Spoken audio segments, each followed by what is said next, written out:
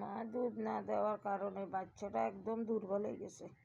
কীভাবে বাচ্চাটা কাঁপতে আসে আর মাথা হালাই দিছে। বহুত যত্ন করলাম, কিন্তু আল্লাহ যদি না রাখে কীভাবে থাকবো। আর মা দুধের কোনো বিকল্প আছে? হাঁটতেও পারে না, একদম মাথা হালাই দিছে।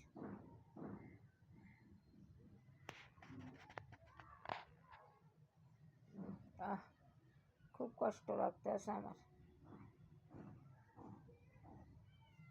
সবাই বাচ্চাটার জন্য দোয়া করেন, আপনারা সবাই বাচ্চাটার জন্য একটু দোয়া করেন।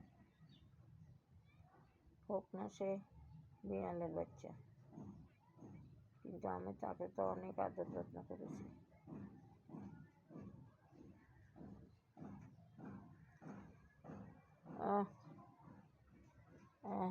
রে